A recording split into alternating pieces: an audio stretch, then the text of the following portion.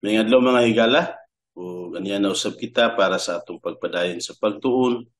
Ya kita karon sa episode 41.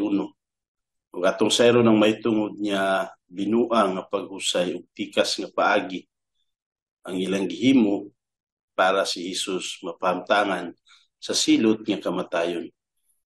Sa di pa kita magpadayon niini nga tema, yaw na kita sa pipila ka mga balikon para mapresko na usab sa atong mga una-una ug maayo nga pagkasumpay ang atong isigutan karon nga taknaa. Diya sa miagi natong pagtuon mga igsoon, atong nahimbawan nga gibudhian ni Judas si Hesus pinaagi sa halok. Halok ang ilanan nga gihatag ni Judas ngadto sa mga sundalo. Gignan gani niya nga kung kinsa ang iyang halukan, mao kadto ang dakpon kay mao kadto si Hesus. Usa mo'y gigamit niya nga paagi. Ug atong nahimbawan nga sa didto si Hesus sa tanaman sa Getsemani naganto sa tumang kaguol o kalibog o gisingot gani og samag dugo nga murag ikamatay niya kay nasayra ni Hesus ang hapit na niya maiaguman niya kasakit nga dili gyud masukod. Katulogan ni hangyuin ni Hesus ang iyang amahan niya kung mahimo dili unta siya ipaagi adtong hapit na niya maagian nga mga pag-antos. Apan nahimbawan hinuon ni Hesus nga wala gay laing paagi. Katulumag ampo si Hesus ngadto sa iyang amahan nga kung mahimo isaylo kaniya kining kupa nga hapit na niya mabati. Apan walay laing paagi nga para ang tao maluwas gikan niini nga kamatayon nga gisilot gikan kang Adan ug kang iba. Kamatayon ang silot nga gihukom ilang Adan sa panahon nga sila nagpakasala ug nagkaon sa gidili nga bunga. Busa kinahanglan nga kamatayon ang isumada kang Hesus sa Dios nga Amahan. Nahimbawan ni Hesus mga igsuon kung unsa ang hapit na moabot kaniya. Ug mihapa siya tubangan sa iyang amahan nga puno sa kasakit ug kaguol. Ug dayon na gisugo sa amahan niya anghel aron sa paglig-on kang Hesus. Ug nalig-on siya ug pagkahuman adto gipukaw ni Hesus ang iyang mga tinun-an ug ilang gisugat si Judas ug ang iyang mga kauban nga mga sundalo nga miabot na para sa pagdako kaniya. Dayon ang sunod nga nahitabo, gitigbas ni Pedro si Malco nga ulipon sa labang pangulong pari. Apan gibadlong ni Hesus si Pedro ug iyang giayo ang dalunggan sa ulipon. Nga mabasa gani nato diya sa Juan kapitulo 18 bersikulo 10 ang nahitabo niini. Sa ato pa ato usang nahimbawan nga pagpailan ni Hesus sa iyang kaugalingon ngadto sa mga mudakop kaniya, nakaatras sila ug nangatumba apan mibangon sila ug ilang gidakop si Hesus niadto nga gabi una. Mga igsuon wala man mudagan si Hesus paingon sa kangitngitan kay adto nga panahona tungang gabi ina sa ilang pag-adto kang Hesus para sa pagdakop. Apan wala man siya mudagan para nga makalayas, iya hinuong giadtuan ang mga mudakop kaniya. Dinhi nga gabi una ug adlaw sa kamatayon ni Hesus, iyang gitugyan ang iyang tibuok nga kaugalingon diya sa tanan nga kinahanglan mahitabo. Nga focus gid sa iyang tuyo sa pagluwas kanato. Ang tanan lugar niya nga gibati ug kaguol gitugyan na niya sa kung unsa ang mahitabo. Niini nga gabi una ngoy kinahanglan mahitabo. Sa dihang gidakop na si Hesus nanagan ang iyang mga tinun-an sama sa daan niyang giingon kanila nga mahitabo nga miingon gani ang kada usa kanila nga dili gayud sila mobiya bisan pa kung pamatyo sila. Pandini nga gabi una nanagan sila ug walay nahibilin. Gidala dayon si Hesus ngadto sa balay sa labang pangulong pari. Diin naghulat ang mga parasiyo, mga eskriba ug ang ubang mga pangulo sa mga Hudiyo nga puno ang ilang mga kasing-kasing sa pagdumot kang Hesus ug sa ilang gusto sa pagpatay kaniya. Mga igsuon ang tanan nga nahitabo kang Hesus adto nga gabi una Igo lang nakatuman sa mga gipropesiya, sa mga propita, o sa mga gipropesiya mismo ni Hesus. Sa ato pa atong masabot daan, nga ang tanan nga nangahitabo, niini nga gabiuna, dili kay ang Pangulong Pari, maoy nagbuhat sa ingon, apan daan man gipropesiya. Igo lang sila nakatuman sa tanan nga daan gipapropesiya sa Dios ug ni Hesus nga mahitabo niini nga taknaa. Karon nga atong pagtuon mga igsoon, magtuon kita mahitungod sa tikas ug pinua nga paghusay sa mga Hudiyo kang Hesus. Kay ngano? Bisan sa wala pa nila husaya si Hesus, bisan sa wala pa sila mag-imbestigar mahitungod sa mga nabuhat ni Hesus, daan na nakaplastar kung unsa ang ilang hukom batok ang Hesus. Musa magpadayon kita sa atong pagtuon. Mubasa kita sa Mateo Kapitulo 26, versikulo 57 hangtod sa 68, kung unsa ang ilang hukom. Karon nga gidala nila si Hesus sa labawng Pangulong Pari at tubangan sa mga pangulo sa mga Hudiyo, Parasiyo, Skriba ug Sadusiyo. Ug ang mga nagdakop kang Hesus, midala kaniya ngadto kang Kaypas, ang labawng Pangulong Pari. Sa ato pa si Kaypas, ang labawng Pangulong Pari ninhi nga panahuna. Diin dito nagkatigom ang mga eskriba ug ang mga kadagkuan.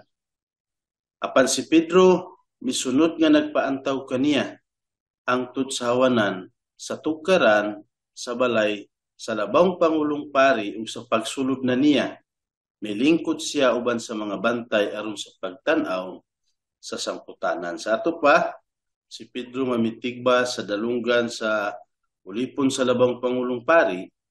Karon sa pagdakupa kang Hesus, nagsunod siya ug nagpaantaw hangtod gani nga diha sa tukaran sa balay sa labawng Pangulong Pari.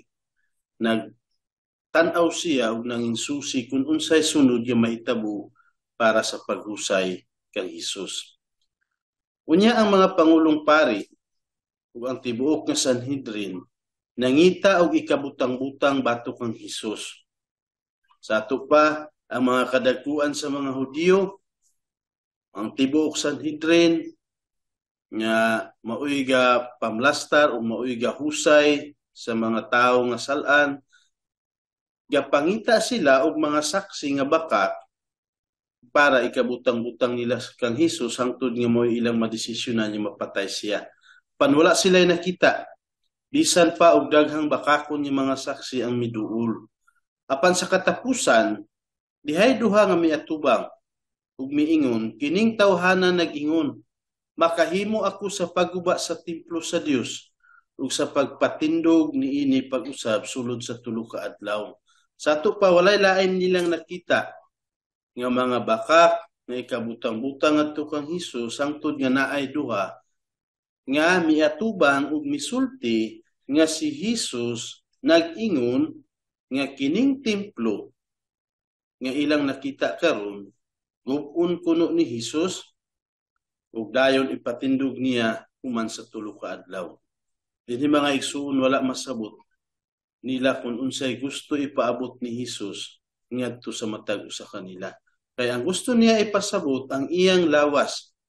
Ang iyang lawas maguba kay mamatay lagi apan sa labay sa 3 ka adlaw mabanhaw mo iyang gisulti nga human sa 3 ka adlaw ipatindog niya pagbalik.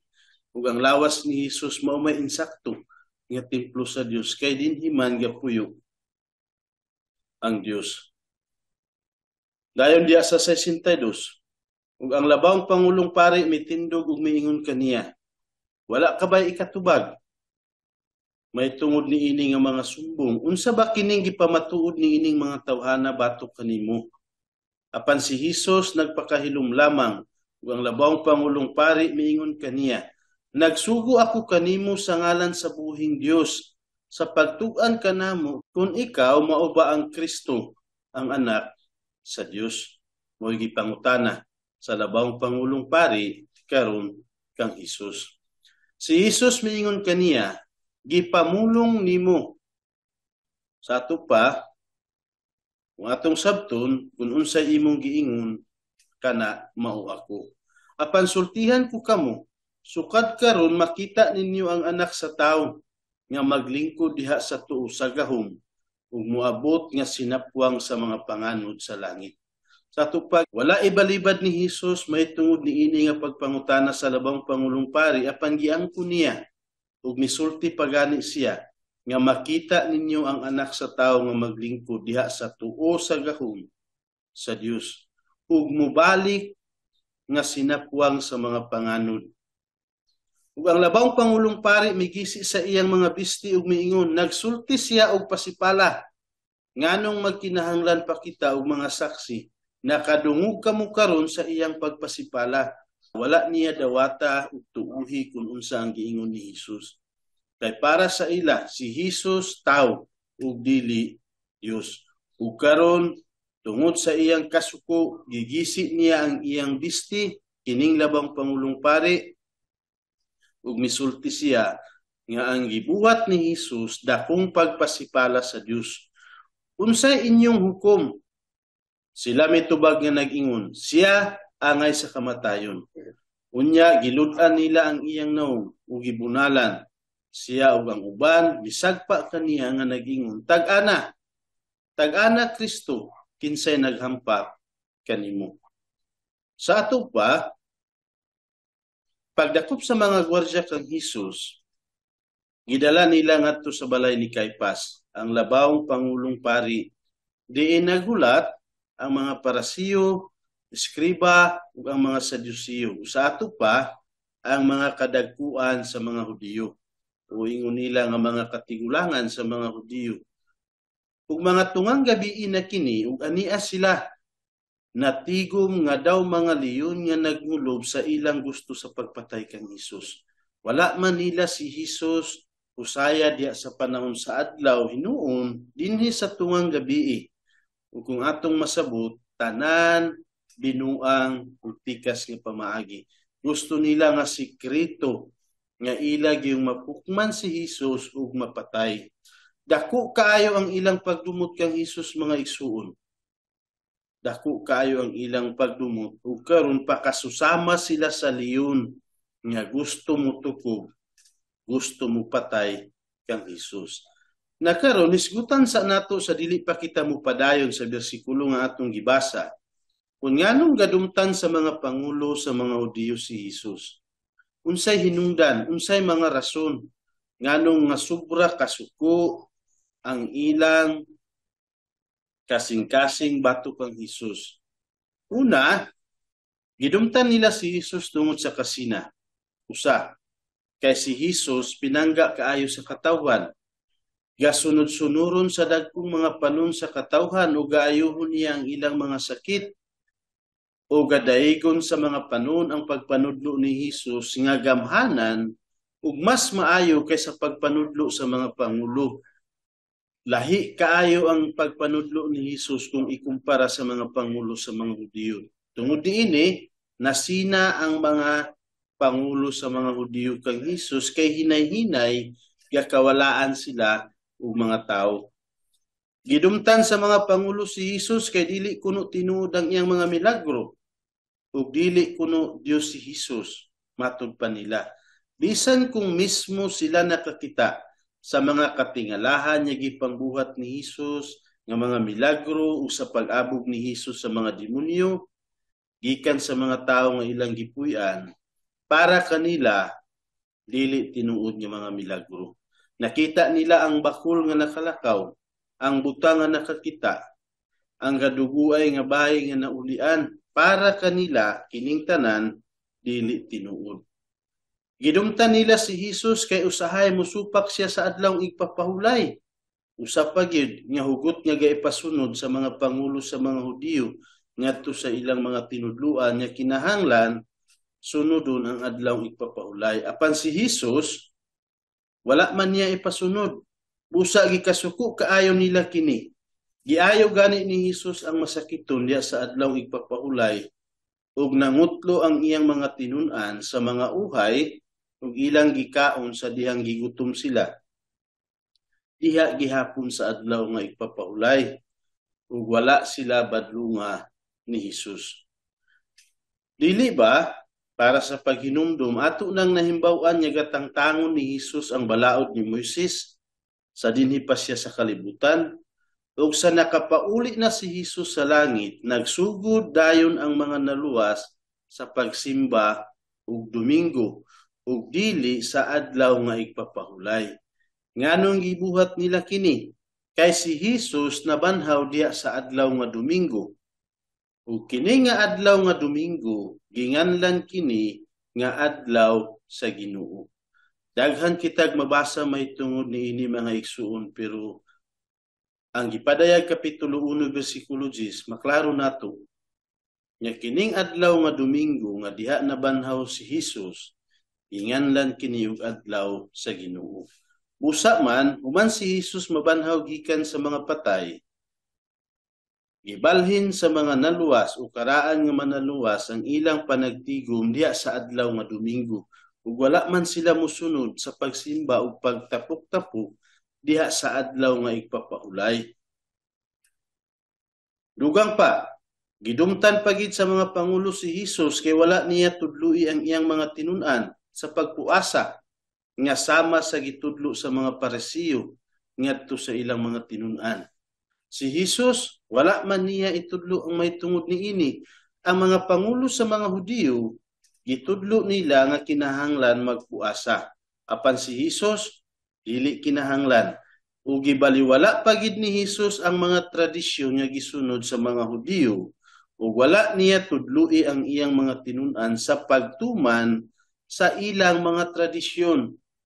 Alang kang Hesus mauray mahal ug matarong ug balaan ug kinahanglanon ang pulong sa Dios ug iyang gisalikway ang mga tradisyon nga gibuhat lang sa mga katigulangan. Sa ato pa, dinhi nga panahon na, daghan nga mga tradisyon ang gipatindog sa mga pangulo sa mga Hudiyo, pan si Hesus wala man niya ipabuhat ngadto sa iyang mga tinun-an. Gani, mas gipalabi niya ang pagtudlo sa kung unsa ang gusto sa Dios para sa matag usa. Dugang pa, gidumtan sa mga pangulo si Hesus kay wala niya tudloy ang iyang mga tinun-an sa pagpanghugas sa ilang mga kamot sa paagi nga importante kaayo alang sa mga Hudiyo. Na ang may tungod sa pagpanghugas sa mga Hudiyo, naagihapon sila'y mga patakaran. Sumala sa ilang tradisyon nga kinahanglan manghugas sila ang tudgani sa siko ug kapila ka panahon. Pero mas kasiguro kita nga ang mga tinun-an ni Hesus manghugas sila kung gikan sila sa merkado, apan dili subay sa paagi nga gitudlo sa mga tradisyon. Kay dili man ipatuman ni Hesus ang may tungod niadto. Gidumtan sa mga pangulo si Hesus kay iyang gitudluan ang mga tawo nga makaon na ang bisan unsa nga klase sa pagkaon. Apil ang gidili sa balaod ni Moises nga sama sa karning baboy, mga ulang, hito, ug daghan pa. Nga mabasa gani nato sa Levitico kapitulo 11. Si Hesus giabrihan niya kini nga pagkaon mahimong kanon sa tanan. Pan ang mga Hudiyo kinahanglan sundon. Apan ang labaw nga ilang gidumot kang Hesus, kung ikumpara ni ining tanan nga mga nahauna nga atong gihisgutan, ang labaw nga ilang gidumot kang Hesus mao ang iyang pag-ingon nga siya mao ang Dios. Siya mao ang manluluwas. Siya mao ang dalan, siya mao ang amahan nga walay katapusan. Siya mao ang kaluwasan ug siya mao ang makagagahom. Mao kini ang labaw mga hinungdan sa dakong pagdumot sa mga pangulo kang Hesus. Ug sa pipila gani ka panahon, batuhon unta nila si Hesus tungod kay nag-ingon si Hesus nga siya ang Dios. Apan wala sila'y nabuhat kay nakasibat si Hesus kay wala pa moabot ang iyang takna. Wala pa moabot ang iyang panahon nga siya ilansang diha sa krus. Busa na hitabo nga nakalaya siya gikan niini nga pagbato unta sa mga Hudiyo. Sa ato pa mo'y dako nga hinungdan nga ang mga pangulo sa Hudiyo nga si Jesus nag-angkon nga siya ang Dios. Mo'y labaw nila nga gikasuko kay ang ilang hunahuna dakong pagpasipala sa Dios. Ang balaod ni Moises nagtudlo nga kinahanglan batuon ang bisan kinsa nga mopasipala sa ngalan sa Dios. Ug ang pag-ingon ni Jesus nga siya ang Dios, giisip sa mga pangulo nga dako nga pasipala batok sa Dios. Mga igsuon, pagsulti ni Jesus nga ang nakakita kaniya, nakakita usab sa Amahan, alang sa mga Hudiyo nga wala maluwas, dako kini nga violasyon. Dako nga sayop ug tungod ni ini giisip nila nga kinahanglan patyon si Jesus. Ya sa Levitico kapitulo 24 bersikulo 16. Ang mupasipala sa Dios kinahanglan patyon pinaagi sa pagbatok.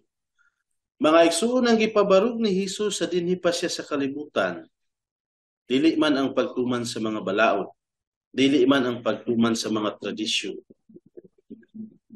Ang iyang gipabarog mao ang kaluwasan, ang pagkalinukat sa mga makasasala pinaagi sa iyang dugo, ang kahusay ug ang kagawasan ug ang gugma. Ug iyang gitangtang ang balaod ni Moises busa tungod ni ini, gahulat ang mga kadagkuan sa mga Hudiyo kang Hesus ni ini nga gabiuna pagpadakop nila kaniya. Nga ang ilang mga naong pula kaayo sa kasuko ug gadilaab ang ilang mga kasing-kasing sa hilas nga plano sa pagpatay kang Hesus. Nga sa pagkatinuod, wala gay siya sala ug siya unta ang ilang manluluwas. Sila man ang dugay na nilang gipaabot. Siya ang dugay na nila nga gipaabot nga gisaad gikan pa sa panahon ni Adan.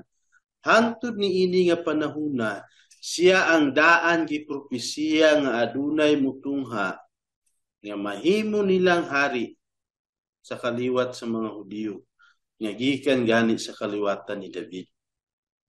Pero karon gusto nila nga hukman ug kamatayon. Nabalik kita paghisgot mahitungod sa bersikulo nga atong gibasa ganina. Sa ato pa, miabot ang mga gwardya nga kadala ni Jesus sa balay sa labang Pangulong Pari nga mao si Caiphas, aron ilang mahukman ug kamatayon. Ug si Pedro nga nagpaantaw, misunod hangtod sa sulod sa hawanan. Una midagan si Pedro sa dihang gidakop si Jesus. Dayon misunod nga nagpaantaw hangtod sa hawanan sa tugkaran sa labang Pangulong Pari ug milingkod uban sa mga bantay nga gapainit duol sa kalayo.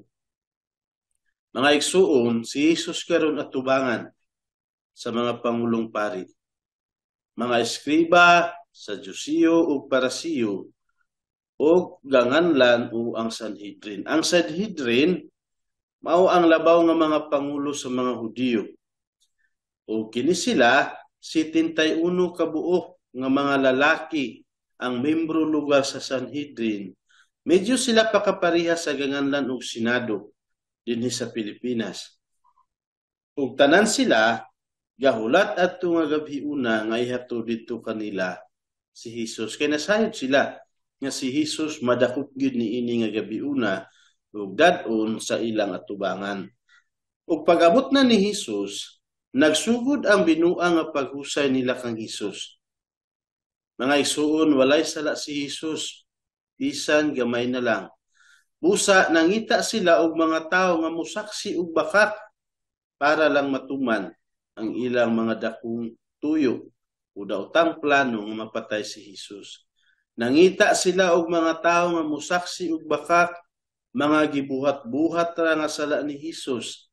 Panbisan tuo daghan ang misaksi og bakak batok kaniya, ang ilang mga pahayag nagkasumpaki kay dili man lagi tinuod.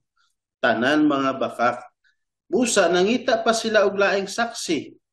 Ug naa sila'y nakita nga duha nga saksi nga misaksi nga miingon kuno si Jesus nga gub-on ang templo ug patindugon niya kini sulod sa tulo ka adlaw.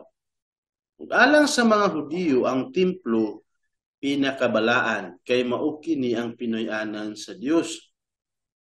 Tinuod kadto nga gisulti ni Hesus apan maoy iyang gipasabot ang iyang lawas kay mauman ang tinuod nga Pinoy-anan sa Dios.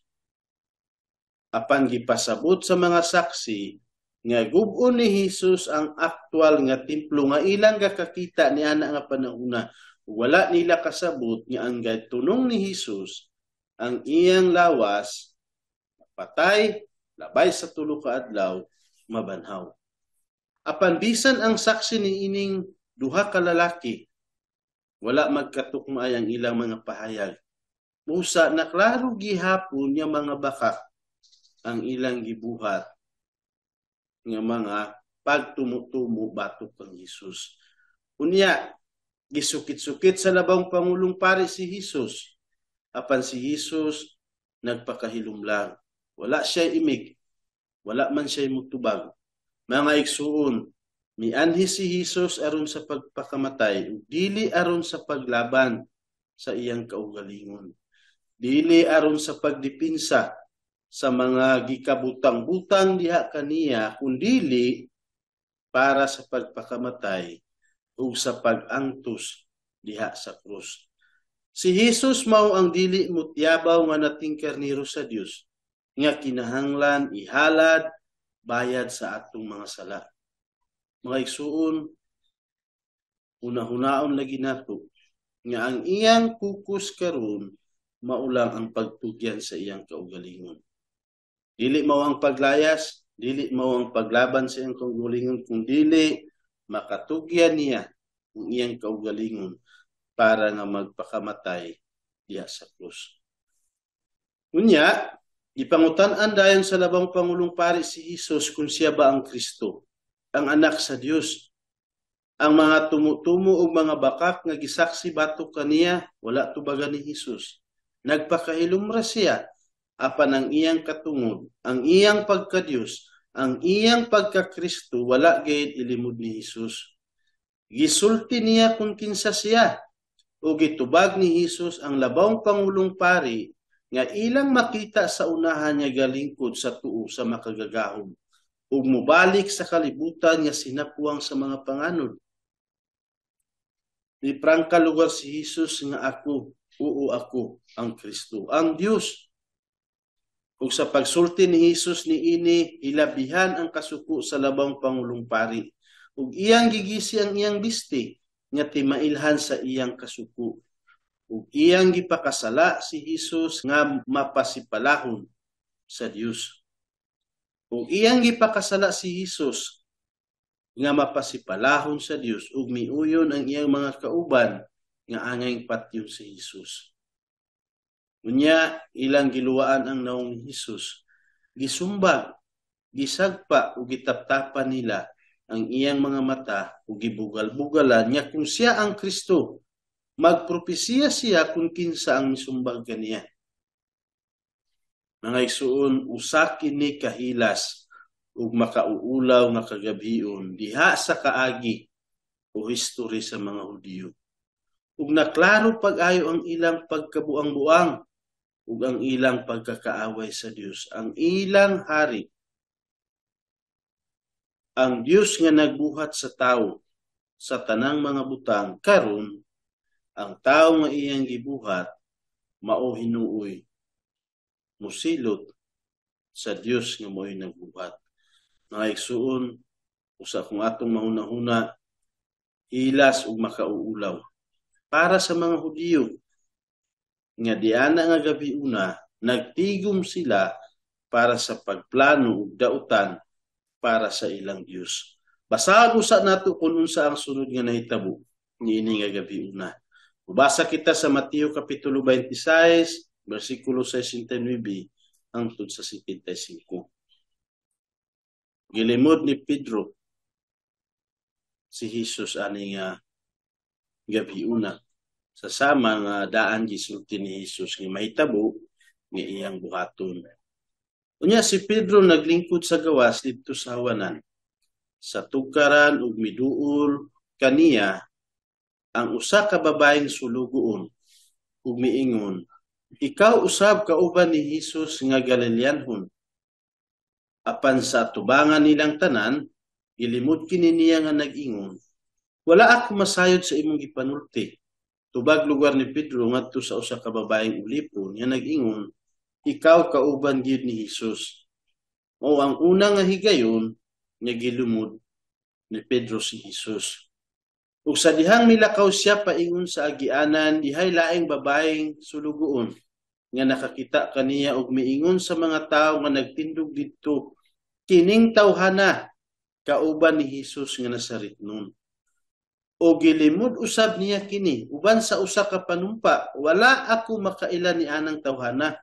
Mo'y tubag ni Pedro ngadto sa ikaduha kahigayon nga nanginsusi ug nag-ingon nga si Pedro kauban gyud ni Hesus. Apan ang tubag ni Pedro, wala ako makailan ni anang tawhana. Uban sa pagpanumpa, taod-taod ang mga nagtindog miduol ug miingon kang Pedro, ikaw usab kauban gid nila, matud pa niini nga mga tawhana. Kay kini maila kaayo sa imong sineltihan. Unya misugod siya sa pagpanunglo ug sa pagpanumpa, wala lagi ako makaila ni anang tawhana. Mao kini ang ikatulo ka higayon nga gilimod ni Pedro si Hesus atubangan sa daghan. Ug diha-diha mituktugaok ang manok, ug si Pedro na hinumdum sa giingon ni Hesus, sa dili pa mutuktugaok ang manok, ilimod nimo ako sa makatulo.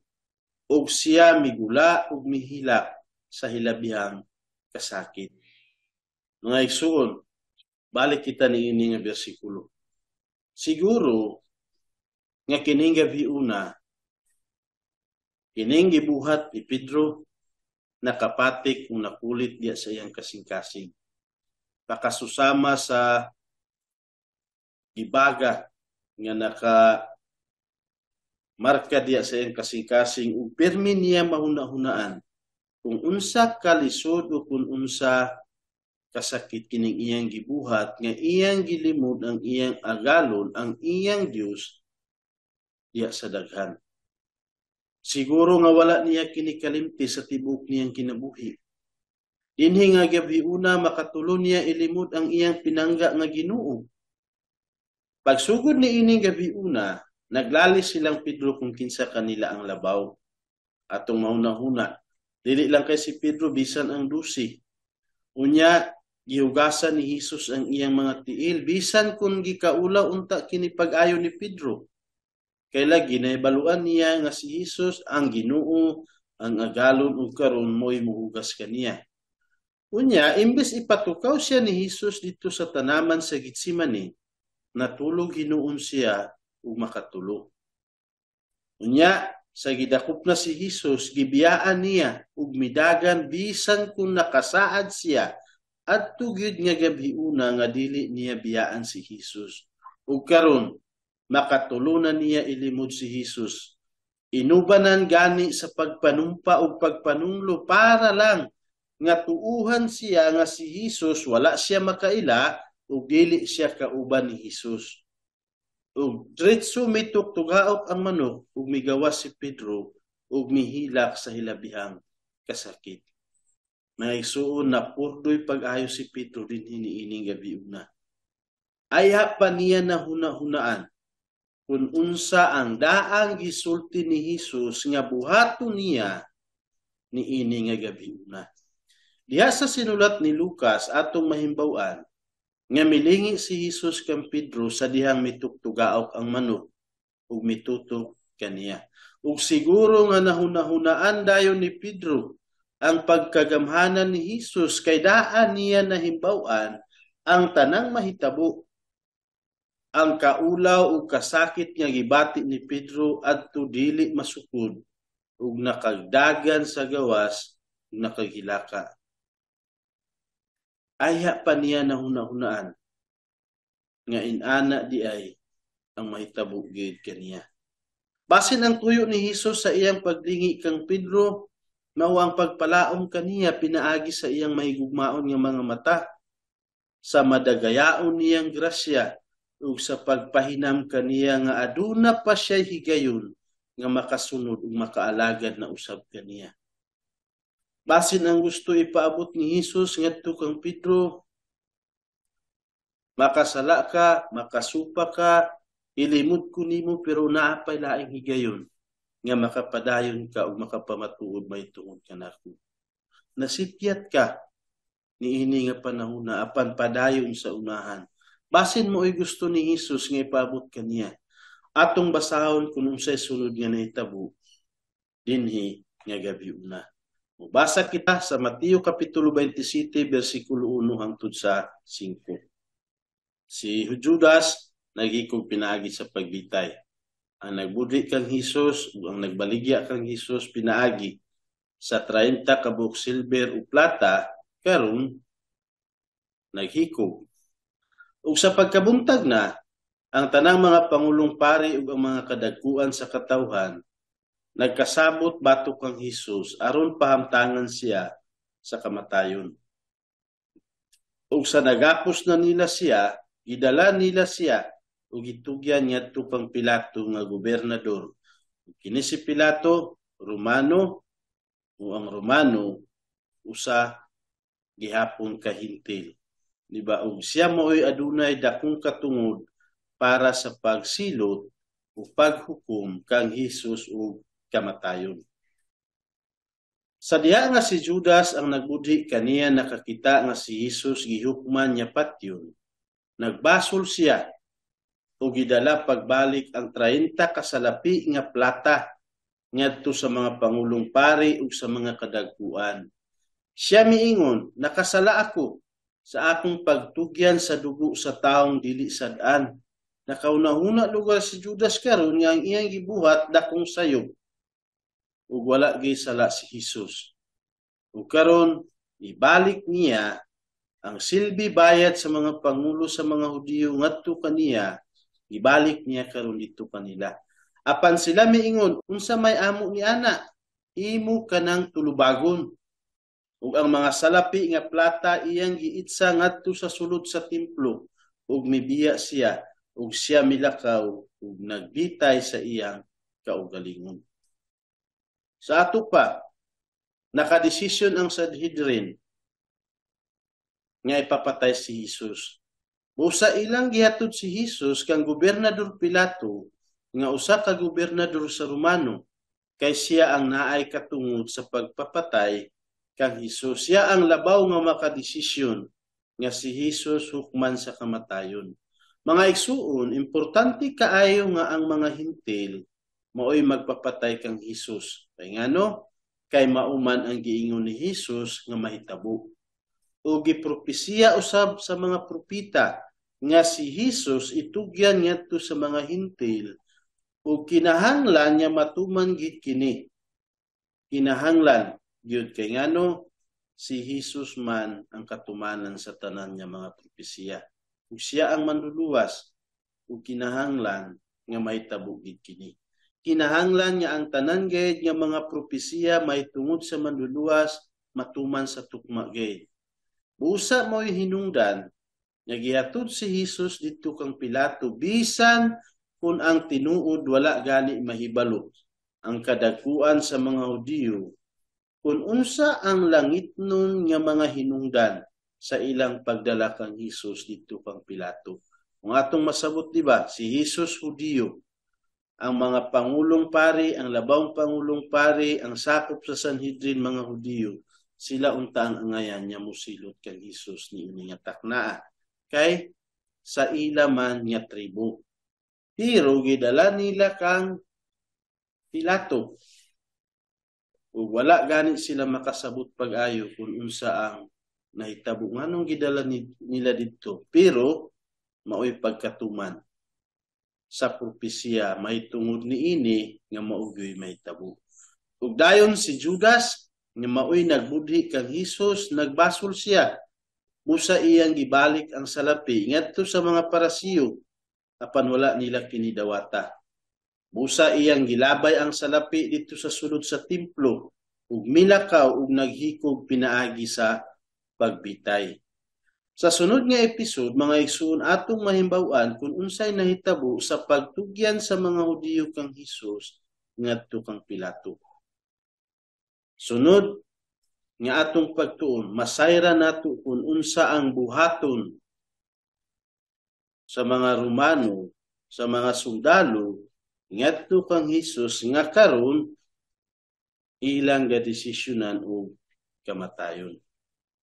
Apan sa dili pa kita mutapos ni ini mga igsuon, na ako'y ihatag kaninyo pinaaging homework nga kung mahimo, pasaw ninyo kini diya sa inyong mga balay uban sa inyong pamilya para nga sa sunod nato nga pagtuon, abri ang inyong hunahuna o kasing-kasing ug nakatuon og advance para nga dali nato masabot ang pulong sa Dios. Palihog, basahan ninyo diya sa inyong mga balay ang Mateo Kapitulo 26, 47 hangtod sa Kapitulo 27, versikulo 10.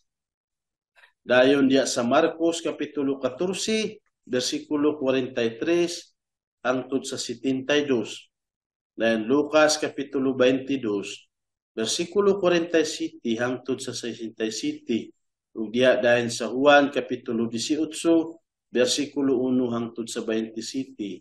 Ug masayra nato ang tanan nga sunod nga nahitabo gikan niini nga pagtugyan sa labang pangulong pari ngadto kang Pilato. Ug masayran dayon nato ang tanan nga ilang gibuhat hangtod nga si Hesus gilansang diha sa krus. Mga igsoon dinhira kita taman hangtod sa sunod nato nga pagtuon.